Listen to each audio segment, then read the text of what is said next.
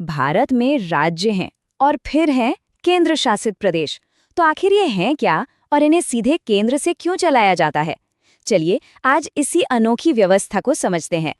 तो सबसे बड़ा सवाल यही है कि एक स्टेट और एक यूनियन टेरिटरी को चलाने के तरीके में असल में फर्क क्या है। आइए इस पहेली को सुलझाते हैं। तो देखिए, इसे समझने के लिए हम 4 हिस्सों में बात करेंगे। पहले समझेंगे कि सबसे बेसिक नियम क्या है, फिर देखेंगे कि इसमें एक ट्विस्ट कैसे आता है, मतलब लोकल सरकारों का क्या रोल है।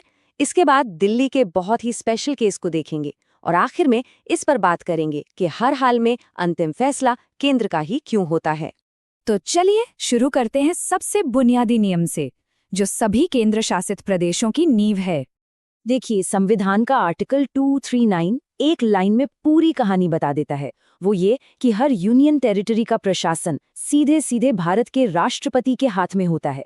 मतलब सारी पावर का जो सोर्स है वो वहीं से शुरू होता है। अब देखिए, राष्ट्रपति तो हर जगह खुद नहीं जा सकते हैं ना, तो वो अपनी तरफ से एक एडमिनिस्ट्रेटर को अपॉइंट करते हैं। आप इसे ऐसे समझ सकते हैं कि अगर राष्ट्रपति सीईओ हैं तो एडमिनिस्ट्रेटर उस जगह का ऑन साइट ब्रांच मैनेजर है। इसी एडमिनिस्ट्रेटर को कहीं कहीं लेफ्टिनेंट गवर्नर या उपराज्यपाल भी कहा जाता है। और संविधान का आर्टिकल 240 ये साफ करता है कि ये जो सीधा राष्ट्रपति शासन वाला मॉडल है वो कहाँ कहाँ लागू होता है। जैसे अंडमान और निकोबार द्वीप समूह, लक्षद्वीप और दादरा और नगर हवेली और दमन और दीव, इन जगहों पर कोई लोकल विधानसभा नहीं होती। मतलब शासन की जो पूरी बागडोर है वो केंद्र के पास ही रहती है। लेकिन कहानी में एक ट्विस्ट है, क्योंकि हर यूनियन टेरिटरी को एक ही तरह से नहीं चलाया जाता। कुछ प्रदेश ऐसे भी हैं जहां लोकल सरकार की भी एक भूमिका होती है। तो यहाँ पर ना 2 मॉडल सामने आते हैं। एक तरफ वो प्रदेश है जहां सीधा केंद्र का राज है और दूसरी तरफ वो प्रदेश है जहां लोगों को अपनी सरकार चुनने का हक है। मतलब वहां एक चुनी हुई विधानसभा होती है, अपने मंत्री होते हैं, एक मुख्यमंत्री भी होते हैं।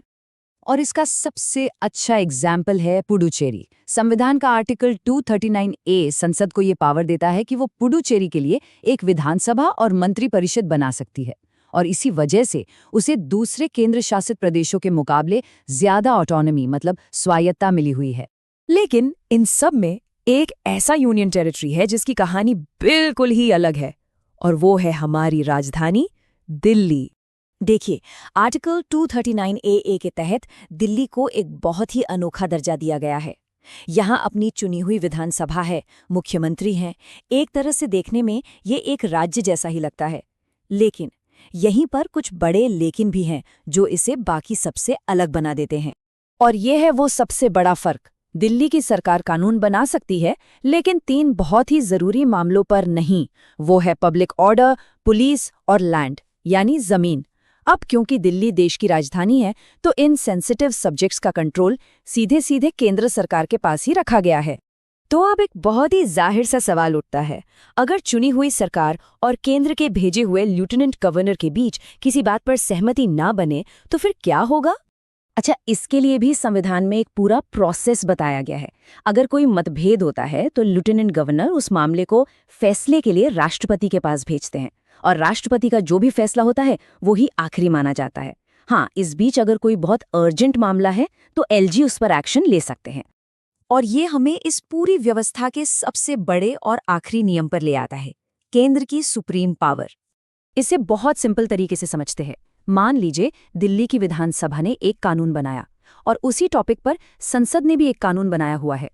अगर दोनों कानूनों में टकराव होता है तो हमेशा और हमेशा संसद का बनाया हुआ कानून ही लागू होगा। मतलब संसद की पावर सबसे ऊपर है। और सिर्फ इतना ही नहीं, एक और बहुत बड़ी पावर है केंद्र के पास। आर्टिकल 239AB के तहत अगर राष्ट्रपति को कभी ये लगता है कि दिल्ली का शासन संविधान के हिसाब से नहीं चल पा रहा है तो वो वहाँ की पूरी व्यवस्था को सस्पेंड भी कर सकते हैं। ये दिखाता है कि आखिरी कंट्रोल हमेशा केंद्र के ही हाथ में है।